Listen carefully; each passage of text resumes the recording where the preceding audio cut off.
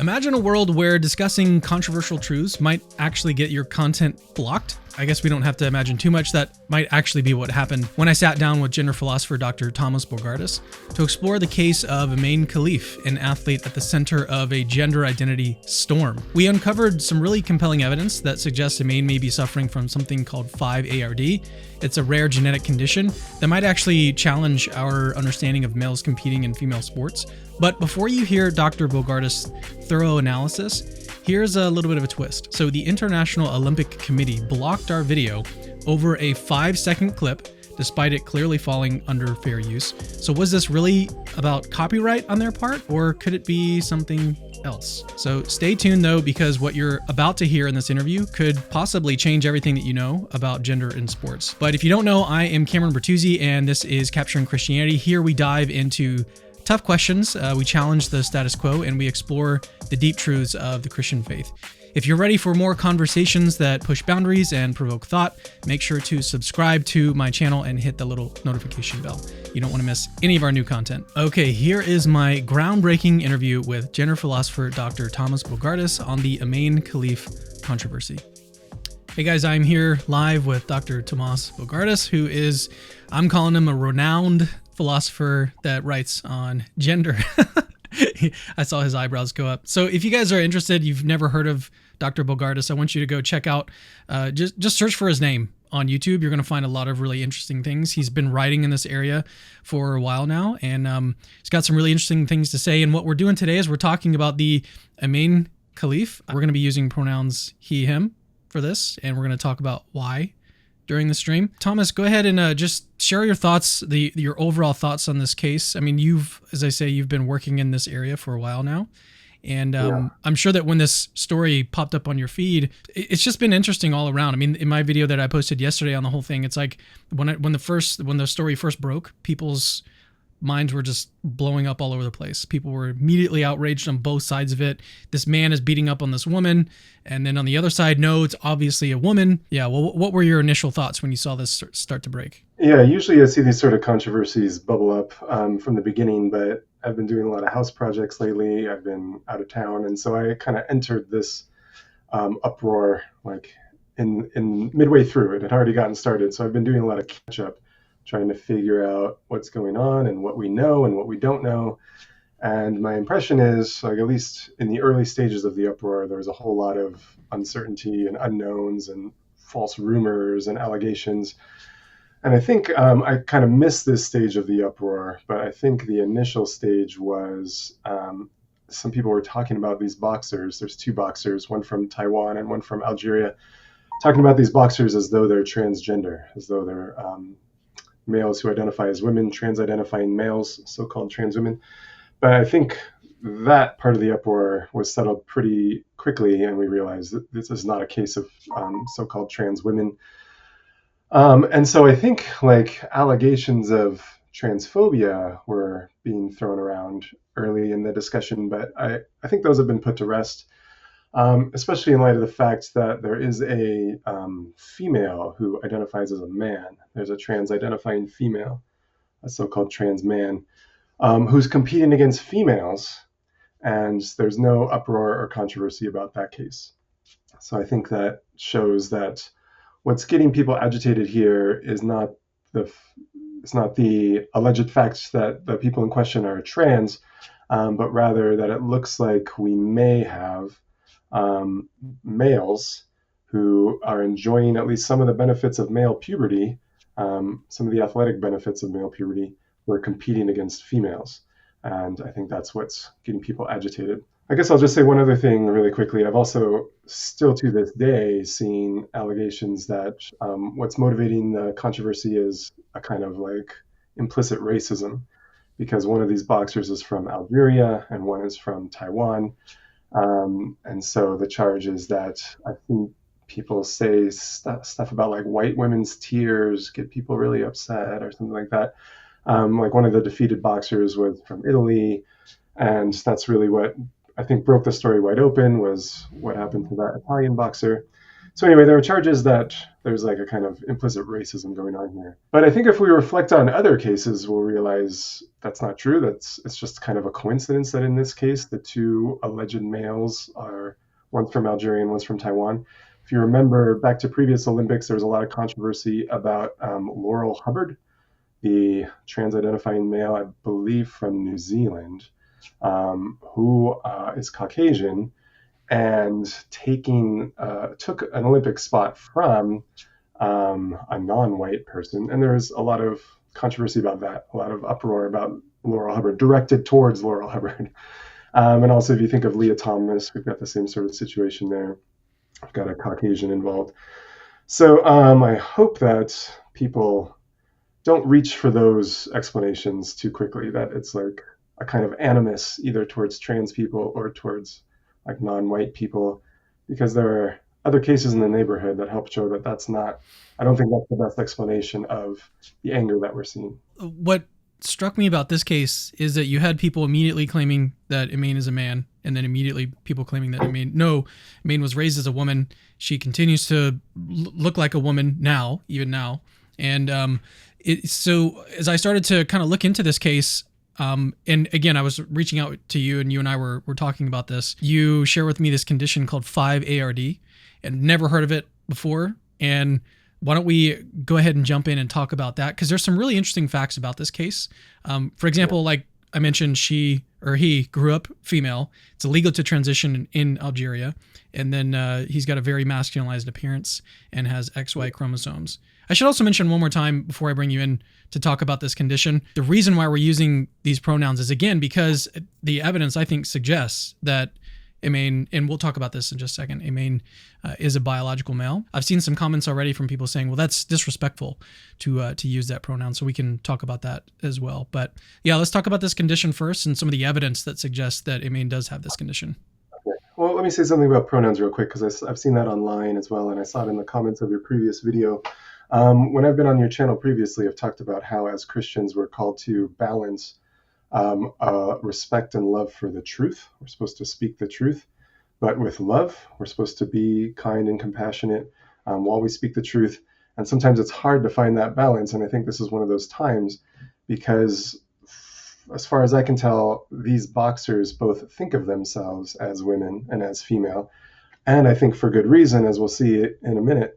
But nevertheless, I think the best hypothesis, we can't be certain here because there's a whole lot of like private medical information that's not being disclosed for good reason, but the hypothesis that there's a disorder of sexual development or a difference of sexual development is, I think it explains the data pretty well, in fact, best. And so I think we have most reason to believe that these individuals are male. And although that might be sort of rude or jarring or disrespectful to say, I think it's nevertheless true, and it's important to speak the truth. I think it might be kind of like cases where, I was thinking of this earlier as an analogy that might help people. I think that there are people who are raised not knowing that they're adopted, and then they find out later in life that they were adopted. And I can only imagine what that's like. No doubt that's very psychologically jarring. It requires a reorientation of like your whole view of the world. But I don't think that it's loving or kind or respectful to keep speaking of the person as though they're not adopted. We don't have to like bring it up gratuitously. Of course, that would be cruel. But I don't think we should participate in a kind of delusion or falsehood that the person's not adopted. So that might be an analogy. And I think something similar happens in cases of this kind of DSD, or disorder of sexual development, where the individual has very good reason to believe that he is female and is raised as a female, and the parents genuinely believe that the child is female. So this person's told his whole life that he's female, but in at least the sort of cases that look like they fit the data, you find out at puberty that that's not the case. So it's a bit like finding out that you were adopted, like a really core aspect of your identity is uprooted and changed. And so, yeah, the condition in question, as you said, is a mutation in a gene that's required for the production of a certain enzyme, 5-alpha reductase, which Okay, so this is just like I've got a little bit of a biology background, but this is amateur biology, you should know. I think I forgot about that about you. I forgot that about you. yeah, I was on the biology track as an undergrad. I was working in labs, thinking about getting a PhD or going to medical school. Then I found out about philosophy and thought, I'll just do it for a couple of years, get it out of my system, and then go back into biology. So anyway, there's this enzyme that's required for converting testosterone to DHT. That's like dihydrotestosterone or something. And in utero, when an embryo is developing, DHT is required for the development of male appearing genitals, for male genitals. And so this embryo, in the case of 5-ARD, it's called 5-alpha reductase deficiency. In a case like that, the developing embryo still has an SRY gene, still produces the anti-Mullerian hormone, which, like, all embryos are born with like all the equipment to be female or male. And then if you get this anti-Mullerian hormone, the female equipment is like degraded and you're just left with the male equipment. So that still happens. The SRY gene triggers the, what are they called? Like the gonads could go either direction, towards testes or ovaries. I think the SRY gene triggers them to become testes. This anti-Mullerian hormone eliminates the female plumbing. But the developing embryo also needs DHT to masculinize the genitals. And so if the gene for the enzyme that makes DHT from testosterone is broken, then you don't get the DHT, you don't get the masculinized genitals. You also don't, there's no internal female plumbing, there's no uterus, there's no ovaries. In fact, there are internal testes. And so that's how the child is born, either with genitals that are kind of ambiguous, like look like sort of masculinized female genitals, or maybe just they look like female genitals, but they definitely don't look like typical male genitals. Okay, so that's how the child is born. And typically when this happens, the doctor will declare or claim that the child is female because the child looks female. But then at puberty, the testes kick in and start producing testosterone. The genitals are masculinized, the testes descend, and my understanding is you've got I guess I don't totally know about appearance, but I think it's a fairly typical male appearance. I think, could be wrong about that. But the important thing is, like, you do get the typical levels of testosterone that you see in somebody who has the 5-alpha reductase gene. And so you get like a male kind of puberty, and you get athletic advantages of that male puberty. Okay, and I sent you a link or two about this. My understanding is this is, it's more common in the Dominican Republic for some reason. This mutation of 5-alpha reductase gene is more common in the Dominican Republic. And I think one of the stories I read, I think it's from the BBC, said it was like 1 in 90 males. 1 in 90, which is like a really high number in the Dominican Republic. And they have a name for it in the Dominican Republic. And like their variant of Spanish, and it's like huevadoses or something, huevadoses, like huevos, doce, and it's like testicles at 12 is what it means. And so they have like a name for it because it's fairly common. Okay, but it doesn't only happen in the Dominican Republic. This kind of mutation can happen anywhere. And my understanding is there are other cases in Papua New Guinea and Egypt. So we know in North Africa you see this sort of mutation. At least those are cases where it's more common, but that doesn't mean it's common. It's just more common than other places. Okay, so why mention this? Well, in these individuals they have XY chromosomes. They have the SRY gene. It sure looks like they're like on the developmental pathway to become statistically typical males, but they're just missing this one gene. They have two broken copies of this gene, so they can't produce 5-alpha reductase. And so the reason this is called the disorder of sexual development is it looks like things are not operating the way that they're supposed to, not functioning the way they evolved to. That gene confers a certain benefit on its bearer, namely converting testosterone to DHT. And because that gene has this mutation, it's not conferring that benefit. And it doesn't look like it's conferring any benefit. It's not conferring some other benefit. And so it looks like this is a disorder. This is a case of a broken gene, a non-functional gene. This is a case of dysfunction. And so I think this is actually one of the clearer cases of a DSD where it's a clearer case of what sex the individual is. This is a male. People with this condition are males. They're just missing a gene that's required for developing statistically normal male genitals while young, before puberty. Mm-hmm. Okay, so why think that these boxers might have this condition? Well, I mentioned reasons that I think we can eliminate for why there's an uproar. I don't think it's transphobia. I don't think it's racism. I don't think it's just because these boxers have a kind of masculine appearance, because there are other female athletes that appear kind of masculine. There are male athletes that appear kind of feminine. There's no uproar about that sort of thing. And these boxers have been competing for several years. They compete, both of them, Lin Yu-ting and Imane Khelif, I think I'm saying that right, both competed in the Tokyo Olympics. They've competed in other world championships that occur between the Olympics. They've lost. They've also won. They've medaled at previous world championships. I don't think they've gotten any gold medals.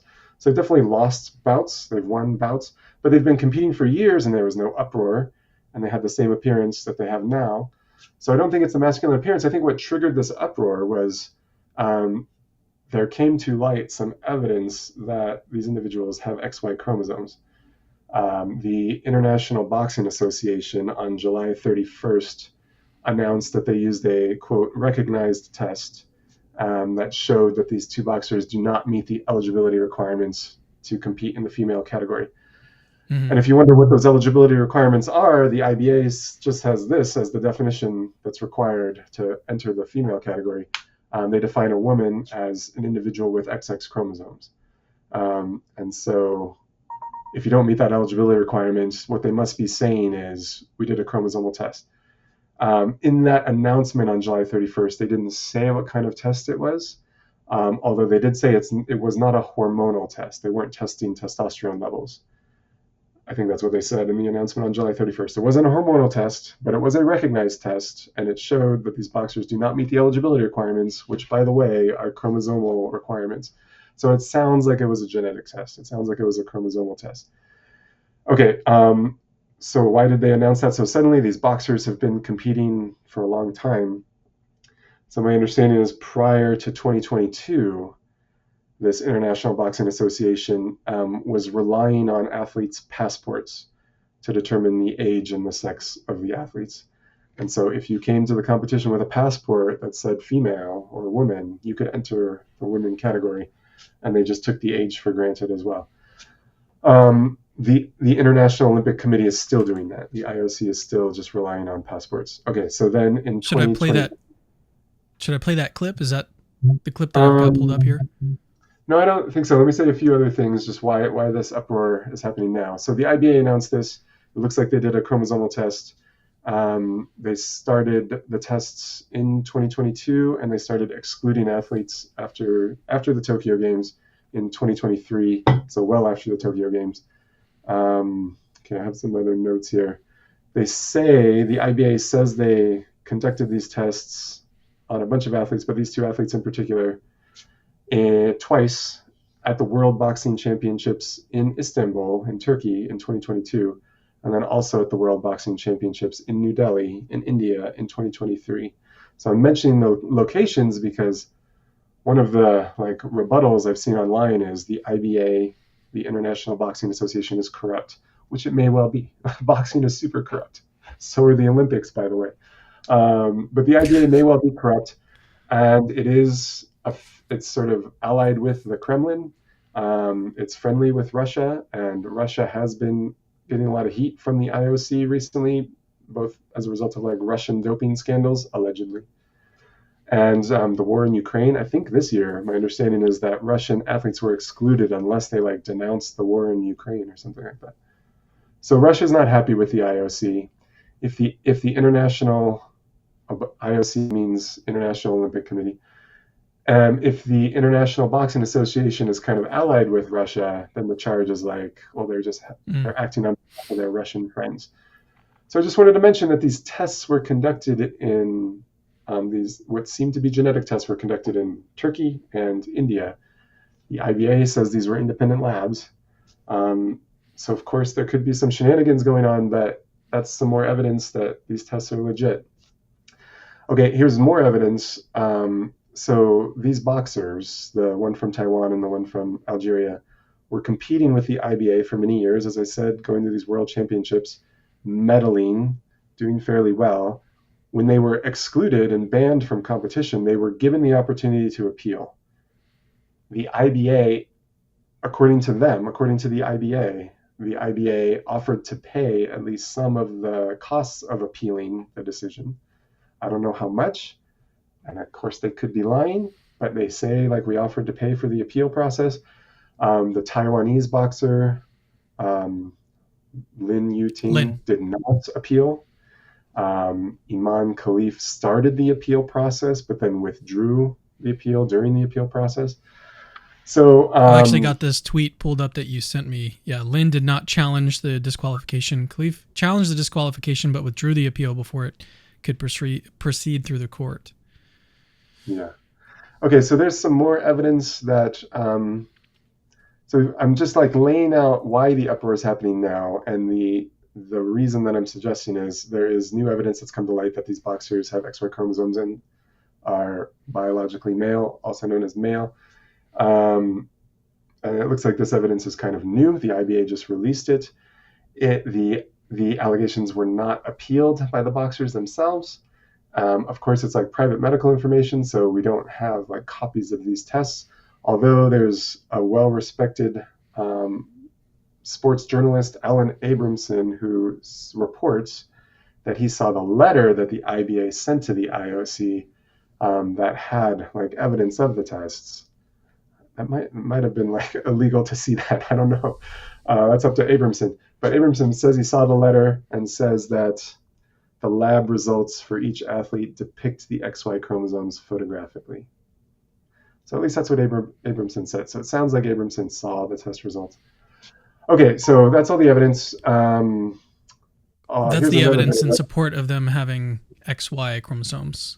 Yeah. Oh, here's one more. So the IOC president, Tomas Bach, gave a statement saying out loud, something, this is not a DSD case. This is not a disorder of sexual development case.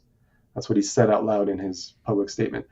But then on Twitter /X, something with the username IOC Media, I guess that's like the International Olympic Committee's official outlet, corrected that and said what was intended was this is not a transgender case.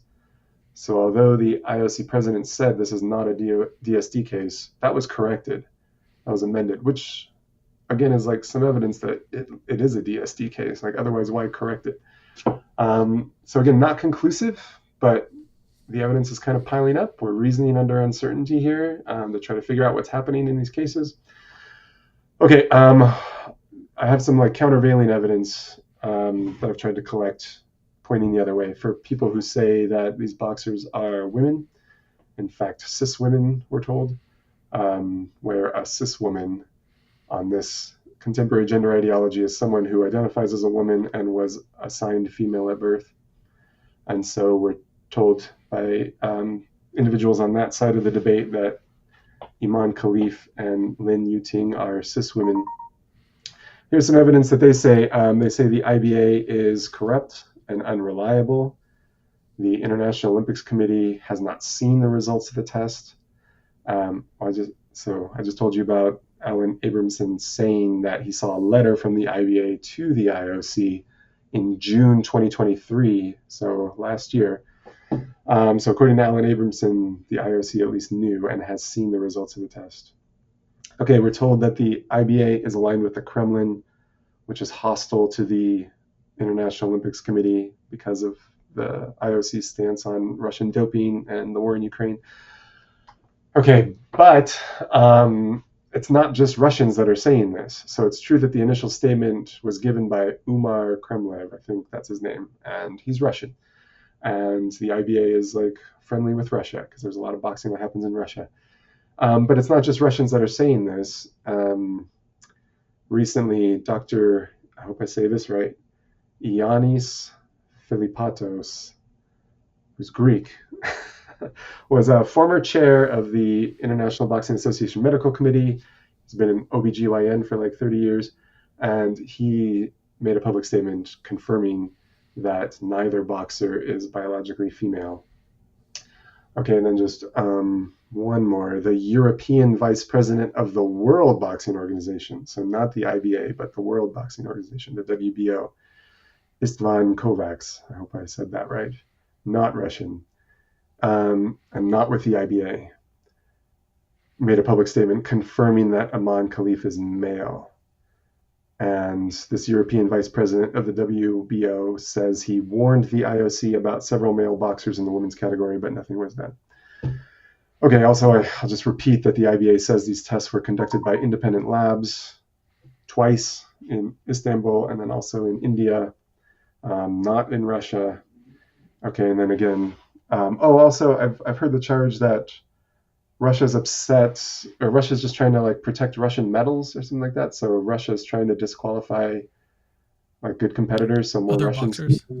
other boxers, good boxers, so that Russians can get more medals. Or there's like a kind of, they're vindictive that some of their boxers lost. But my understanding is in the 2023 World Championships, neither Imane Khelif nor Lin Yuting faced a Russian. Certainly didn't beat a Russian. And there's another Taiwanese boxer who won gold. So if you wanted to like take out the top boxers, and if you had an anti-Taiwanese bias, why not like announce that boxer, the one who won gold, is disqualified? So this is just supposed to be like difficult data to account for on the hypothesis that this is like Russian collusion or something, a Russian conspiracy to eliminate top boxers.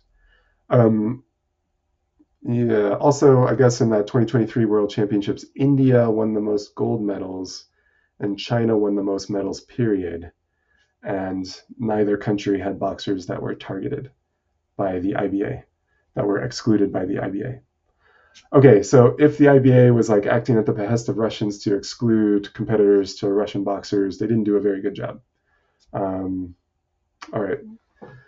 Yeah, and I guess we could just mention some other evidence. I've seen this. There's pictures of Imane Khelif going around, both as an adult. Help put me on a kind of remind me of the evidence that we've looked at so far. The one, what I've got on a list here is he grew up female. It's illegal to transition in Algeria. He's got a very masculinized appearance and then has XY chromosomes.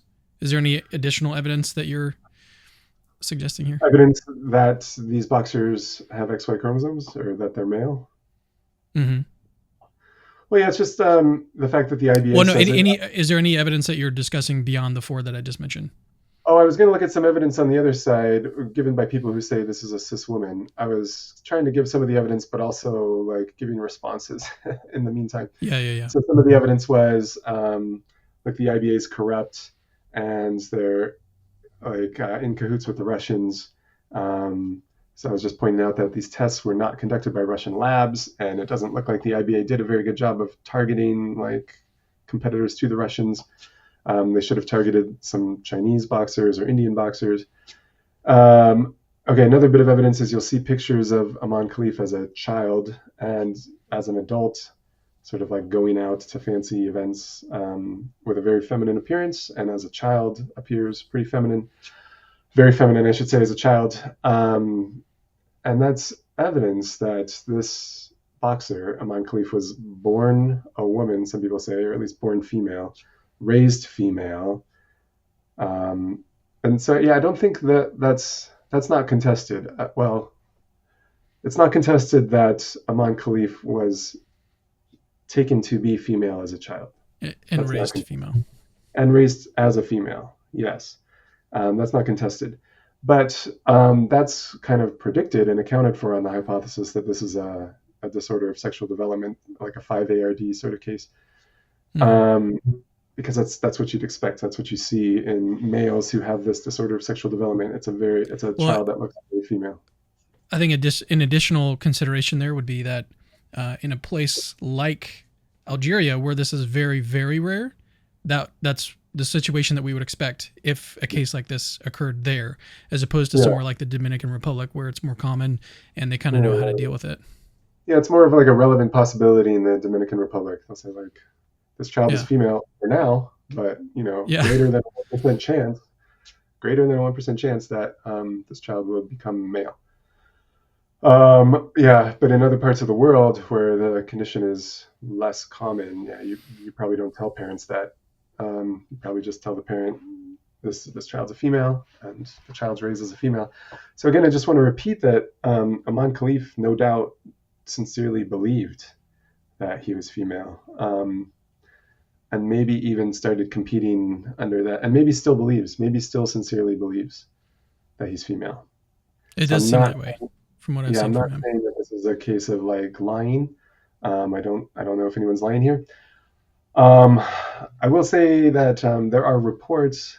I don't know how legit this is, so I'm just gonna, and it kind of makes sense. I'm just gonna mention it because it makes sense, and I've heard that this is happening, but I don't really have any hard evidence that it's happening. But maybe there is hard evidence that it's happening.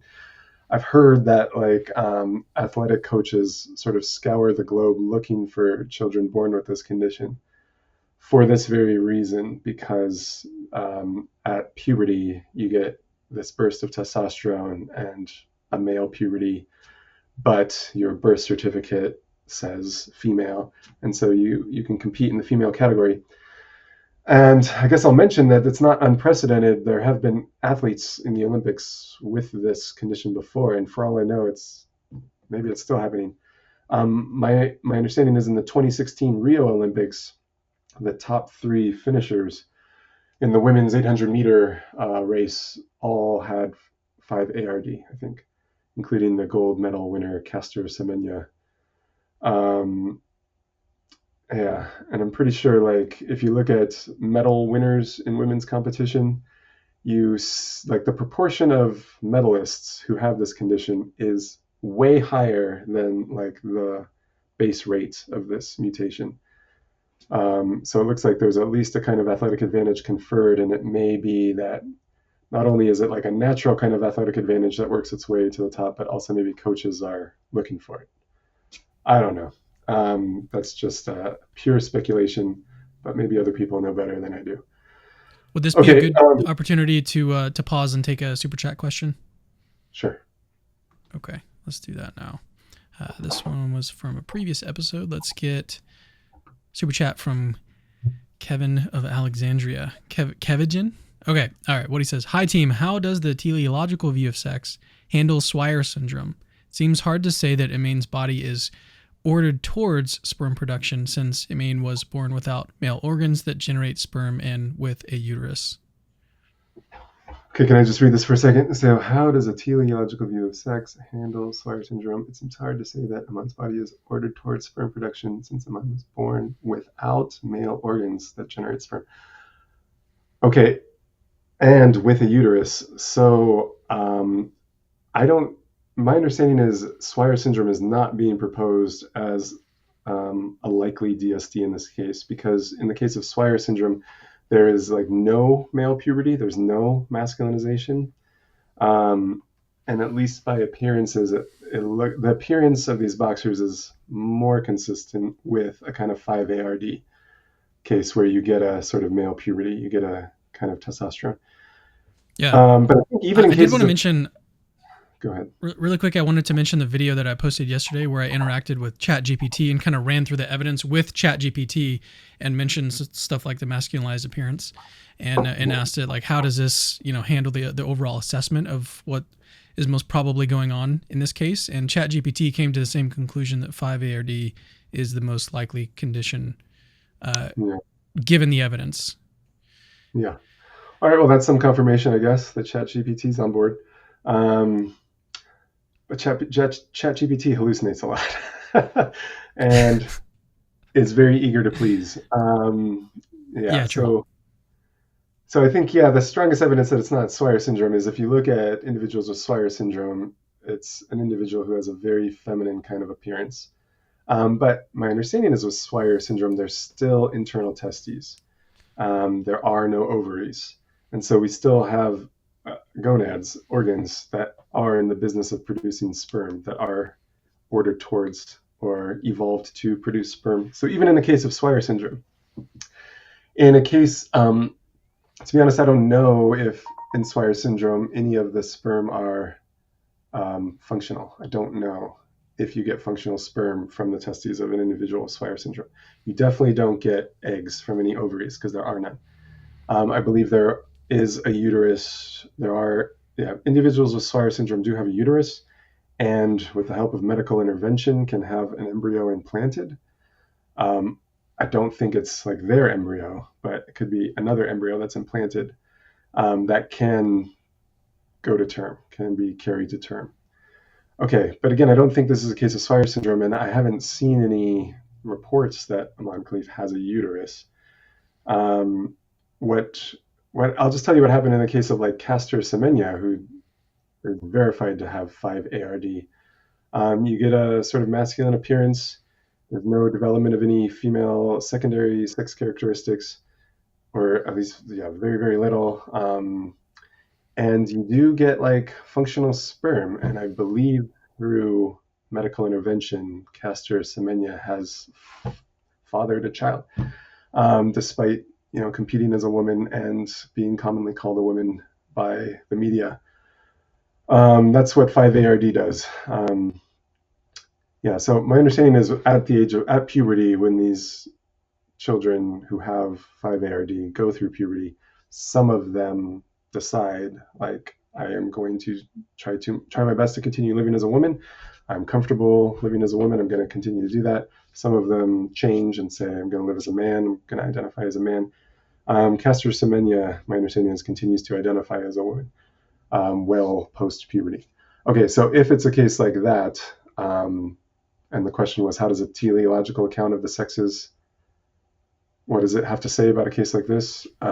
We do have functional testes in cases of 5-ARD. You got XY chromosomes. It sure looks like this was a male set along the developmental pathway for complete virilization, but due to a mutation in the gene, there was a disorder of sexual development. And so we have a male who was kind of incompletely virilized pre-puberty. So we still have an organism with a body with the function of producing sperm. And in fact, in many of these cases, eventually sperm is produced. I don't think, that's why I said this is like one of the clearest cases among all the DSDs. This is one of the clearest cases of what sex the person actually is. So I guess it's worth mentioning that sometimes, like, the term intersex, my understanding is that's outdated, but sometimes the term intersex is used. And some people are under the apprehension that that's like a third category.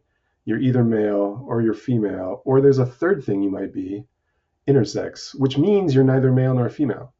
But that's not true. What were called intersex cases are now more commonly called differences or disorders of sexual development. And at least in some of these cases, it's pretty clear what sex the individual is. In some cases, it's unclear. But I think 5-ARD is one of the clearer cases. Can you also say that in these DSD cases, couldn't you just say that they're either male or female? We just may not know. You could say that for sure in some of these cases. That's a third option. Yeah. I think a genuine possibility is in some of the more difficult cases, especially ones that we philosophers can imagine, there might be cases where a human is born with neither sex. I don't think that's ever happened, but it could. It's theoretically possible. There are some organisms out there in the natural kingdom that don't have a sex, that don't reproduce sexually. So that could happen, theoretically. What's certainly more common among humans is that sometimes it's just hard to tell. It's hard to know what sex an individual is. But that doesn't mean there is no sex. It might just be hard to know. So we got to separate like the metaphysical question from the epistemic question. Yeah. Why don't we try to get to these clips and start to wrap things up? Okay, yeah, let's listen to the Thomas Bach clip. Okay. Thomas Bach, well, set us up for this one. Okay, so this is the president of the International Olympic Committee responding to the uproar, responding to allegations that these two boxers are males. And I'll just say that, like, prior to 2022, the IBA was relying on passports, as I said. So they were using legal sex as like a proxy for actual sex. They were trusting like whatever country you came from and whatever means were used to sex you as a child to put you in one of the sex categories. They were trusting that for the international boxing competitions. Okay, so that's what they were doing prior to 2022. And then due to complaints from boxers and coaches, they started actually testing. And they found they claim these two boxers have XY chromosome. Should look like males. It looked like a case of males then. Okay, the IOC is still using the passport criteria. They've kind of separated themselves from the IBA, so they're not using the IBA tests. They're not relying on the IBA at all. They've set up their own like ad hoc committee to determine eligibility for the women's and men's categories, and that committee is just using the passport rule.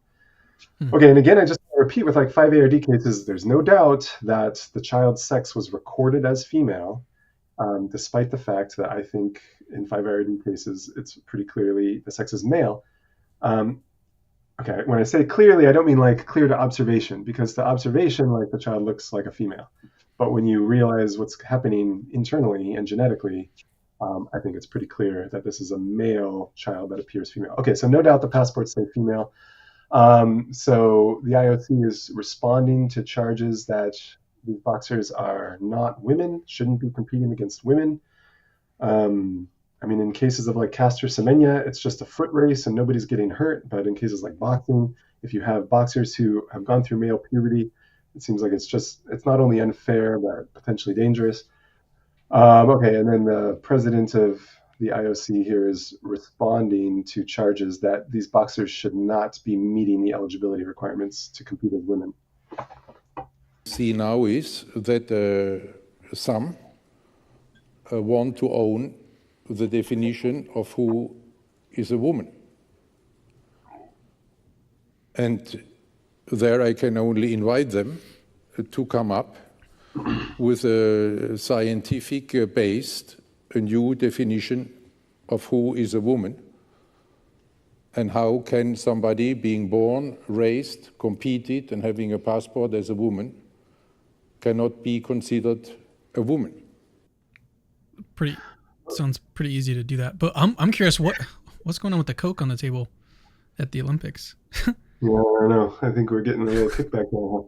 Yeah, we got two of them. It's like Monster, like at the end of UFC fights. They're always like, okay, so yeah, we got two questions here. One is like the challenge to come up with a scientific-based new definition of who is a woman. That's the challenge. I think the answer to that challenge is we don't need a new definition. We could use the old one, adult human female, and screen for actual females. But maybe the question is like, well, how do we know when someone is actually female? And I think the answer is don't just test hormone levels because those can be manipulated.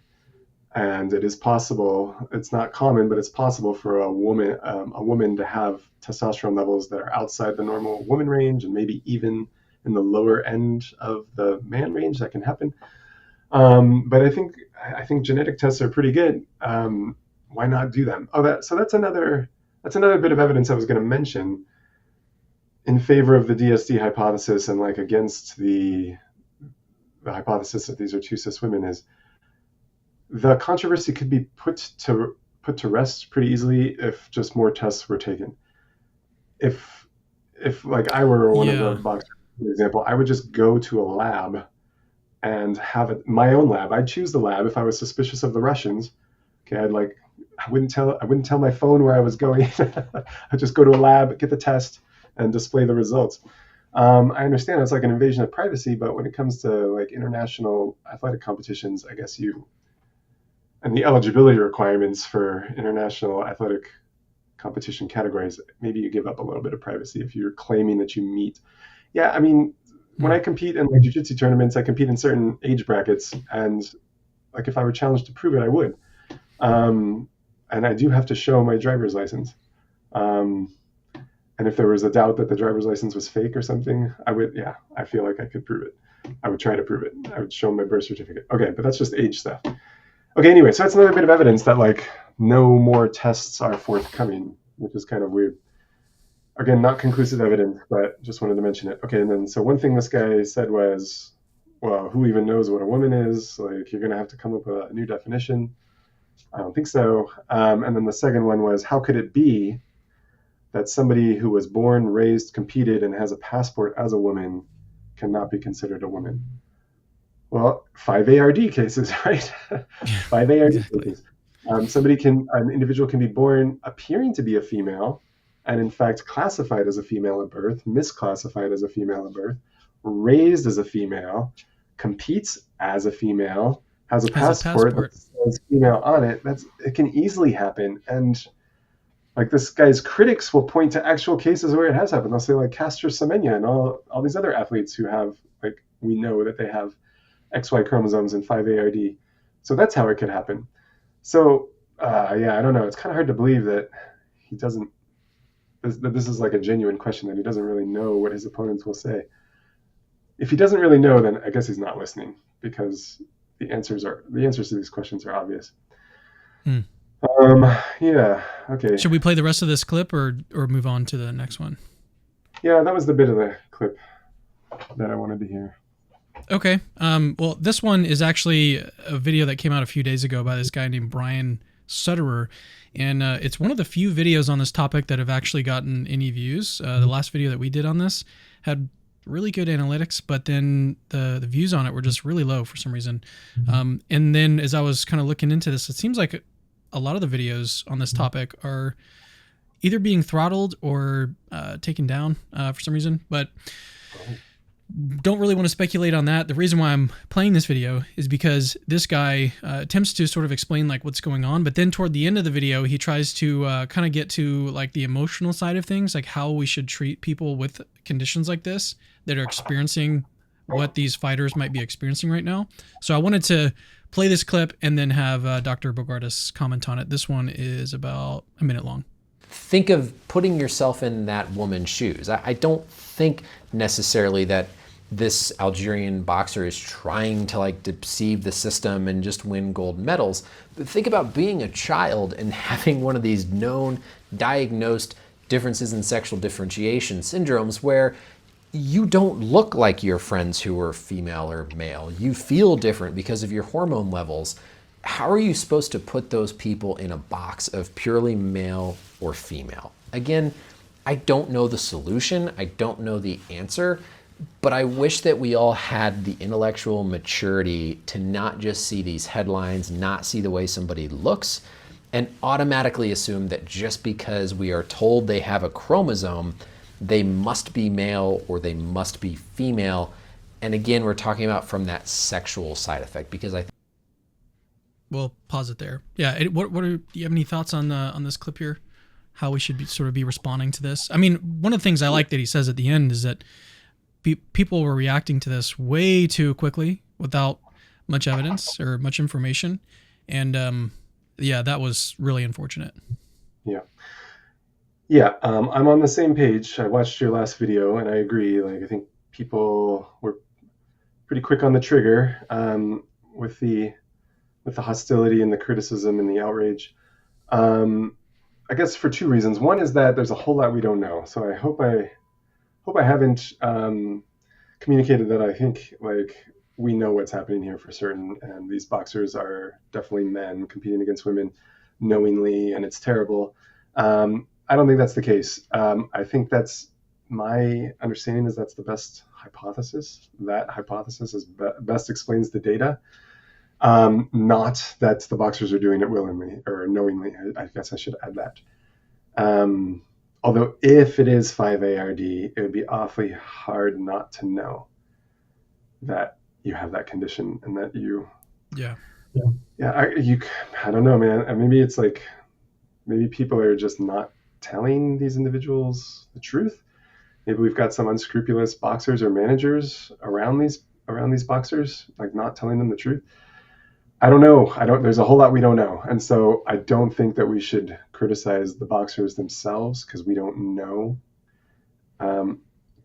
what degree is like blameworthy here. Okay, and something else that video said was put yourself in the woman's shoes. That video said, I don't think that these boxers are trying to deceive the system. Think about being a child having a DSD, and I think that's good. I guess that's called empathy. We're try to have some empathy here and try to imagine what it would be like if this is a DSD case, to be born with that sort of DSD, and then if it's 5-ARD, realize when you're 12 that some pretty core parts of your identity were mistaken. Yeah, as I said, that I imagine that would be like discovering that you're adopted or something like that. It would be really a huge discovery, colossal discovery would be kind of an understatement. And so, yeah, I think we should have a whole lot of empathy and understanding for the boxers. At the same time, this is an athletic competition, and the female category exists for a reason, and the reason is that male puberty confers pretty significant athletic advantages. It is like doping. It is like taking steroids. It's just like natural kind of steroids. It's a natural kind of doping. So the female category exists for a reason, especially in boxing, where it's like a fighting, contact, violent sport. And so, yeah, I mean, Angela Carini did mention that she says she's never been hit that hard, and that was after like the second punch or something. That is what she said.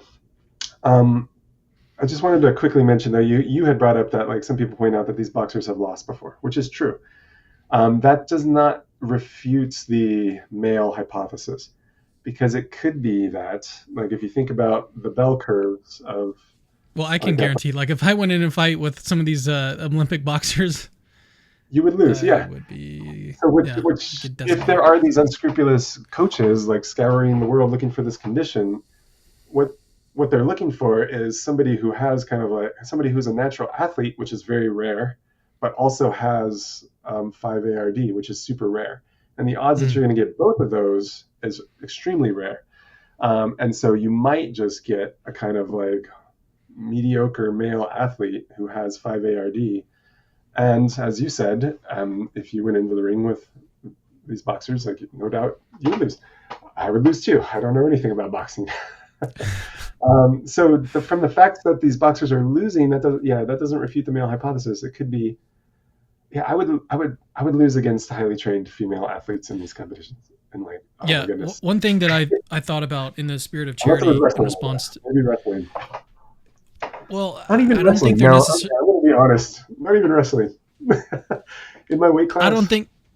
I don't think that people are bringing up that point to suggest that Imane is actually female. I think they might be saying, is part of the concern here is that it's a man beating up a woman, and so it's dangerous. Like it's it's not something that should happen, and so that may be what this response is targeted at, is that claim that this is dangerous, that a man is in the ring with the woman, because this man in particular, or at least this person in particular, has lost, and so it's not that dangerous for, at least in this case, maybe. I don't know. Yeah, I guess that might be right. Maybe that is good evidence that it's not especially dangerous. I mean, we do have like headgear and thick gloves, and we're not seeing like total domination. It's not like Mike Tyson in the ring. So maybe that is good evidence against the dangerous hypothesis. It's not good evidence against the unfairness hypothesis, or the unfairness claim that we want sports to be fair. And so we want people who actually like are in the relevant categories to compete in those categories. If we have age categories or weight classes, like, we don't want people cheating when it comes to weight classes or age categories or sex categories. And so the fact that these boxers have lost sometimes certainly doesn't refute the claim that like this is unfair, because again, like, you can cheat and still lose. Again, cheating kind of suggests it was intentional. I don't know what to say. You can have an unfair advantage and still lose. That's it. Yeah, you can have an unfair advantage and still lose sometimes. Yeah, I could cheat at poker and still lose to an expert poker player. Like, I could have cards up my sleeve. I don't know much about poker. I would probably still lose, but I would be cheating. So it's possible to have an unfair advantage and still lose. Okay, but that was supposed to just be an aside. Oh, and I was like responding to this video. So yeah, I'm on the same Yeah. page when it comes to the empathy bit. Like, yeah, we should definitely try to empathize with these boxers and realize like what it was like in their shoes for sure. But I guess I was saying, yeah, at the same time, these categories exist for a reason, and we want Mhm. people to actually meet the eligibility requirements, and we want the eligibility requirements to be good. And this is a bad eligibility requirement. We're going to go with whatever your passport says. That is not a good eligibility requirement. Because those sorts of legal documents can be mistaken. They can be mistaken. I think better to do a genetic test if we're talking about the sex categories. If we're talking about male and female categories. Yeah. Well, why don't Um, we start to wrap things up? okay. If you've got any sort of Are there thoughts that you wanted to mention you didn't get to mention, let's do that now. Oh, I guess this person, the last thing the video said. So I was on board with the first half of the video. The second half of the video was like, imagine growing up, you don't really look like your male friends or your female friends. You know that something's different. And then the person said, how are you supposed to put those people in a box as purely Yeah. male or female? So I agree with some cases of some DSDs, it is unclear, and the right thing to do probably isn't to put somebody in a box. But in other cases of DSDs, I think upon reflection, we'll realize that the answer is pretty clear. And if you think in cases of like 5ARD that it's unclear whether the individual is male or female, I think that's because it might be because you have a mistaken notion of what it is to be male or female. And you might think that to be female is to like appear in a certain way. And that might explain why these people are saying this person Imane Khelif was born female or born a woman. It sounds like what they think is like if you appear a certain way, then you are that way. Like if you appear to be female, then you are female. But yeah, I don't think that's right. And I tried to clear this up in a short little book I've written that's currently in the hands of reviewers. I hope it comes out soon, about the nature of the sexes, and it's defending like a functional account of the sexes. And once you realize that that's what the sexes are, they're functional kinds. Um, you'll see that 5ARD is a pretty clear case where like we have a kind of advantage here in discerning what the sex is. We have like the genetic plan. You can see what the genetic plan is, and you can see that a bit of it is dysfunctional, the gene for 5-alpha reductase. And so there are cases like that. Here's a last analogy I'll leave you with. There are cases where like if I came across a new device that somebody had constructed, like from IKEA or from Amazon, they put it together and it's just doing a kind of like weird sort of movement and I'm not sure what it's doing.